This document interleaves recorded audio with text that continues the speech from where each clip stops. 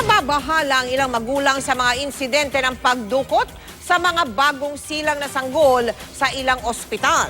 Ayon sa mga otoridad, isolated cases lang daw ang mga nangyari, pero iniimbestigahan na raw nila ito at kung ano ang posibleng motibo. Nakatutok si Sherry Ann Torres. Ngayon lang nakita ni Paula ang kanyang si Baby Tyrell mula na isilang kamakalawa. Premature ang sanggol at may impeksyon sa pusod, kaya tinututukan muna sa nursery. Alam daw ni Paula at asawang si Elvin ang mga kwento ng baby snatching sa ilang ospital. Kaya kahit mahigpit ang seguridad sa ospital na ito, todo bantay sila sa panganay. Malamang lagi kong yakap yan, karga-karga para sure na hindi siya mawala sa akin. Babantayan ko po silang dalawa. Ang tinutukoy na mag-asawa ang nangyaring pagdukot kay Baby Siron Salvador sa Dr. Montano Ramos General Hospital noong March 8. Pinaghahanap pa rin hanggang ngayon ng suspect na nagpakilalang doktor. Binalikan namin ang naturang ospital pero muli wala raw ang mga may-ari.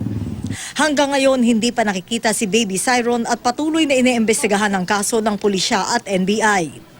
Bago si Baby Siron, ang bagong silang na si Baby Francis John ang tinangay ng babaeng ito mula sa Taguig Pateros Hospital noong Pebrero. Mabutit na bawi ng kanyang mga magulang mula sa babaeng suspect na naaresto sa tulong ng kuha ng CCTV matapos ang 8 araw.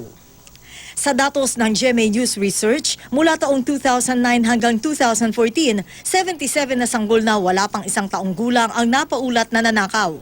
16 sa kanila nawala noong 2014.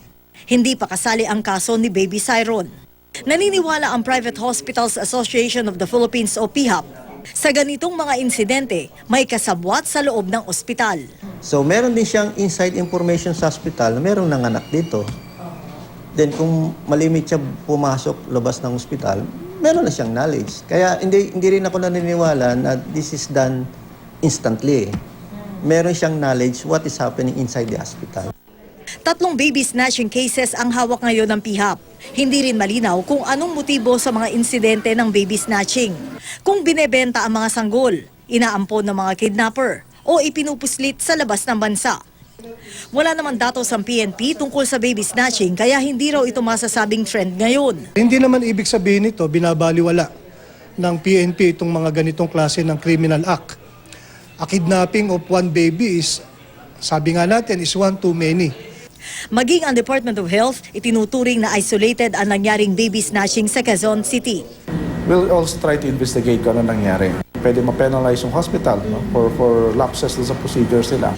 Gayunman, ayon sa DOH, dapat maging mahigpit ang mga ospital. Ayon sa PHAP, karamihan sa mga pribadong ospital ngayon, mahigpit sa paglalagay ng bracelet tulad nito para ma-monitor ang kanilang mga pasyente pati ang dalaw. Sa mga ina o pasyente na nakatakdang magsilang ng kanilang sanggol, ang mahigpit na payo ng PHAP dapat daw kinukonsidera mo rin ang lugar o uri ng pagamutan na papasukan mo. Hanggat maaari, dapat daw meron nagkalat na CCTV camera sa ospital na pipiliin mo. Gayon din na mga gwardiya na nakapwesto dapat doon sa tinatawag natin na strategic places. At kapag gabi, ang entry at exit points, isa lamang ang gagamitin. Nang sa gayon, pag nanganak ka, groge ka man o hindi, mananatiling ligtas ang iyong kalagayan, lalo na ang iyong sanggol. Sa mga magulang o kaanak ng mga bagong silang na sanggol, mahigpit ding paalala ng hospital staff na hanggat maaari, samahan ang baby kapag may kumukuha. Hingan din daw ng ID ang mga staff na kukuha sa sanggol. Sherry Ann Torres, nakatutok, 24 oras.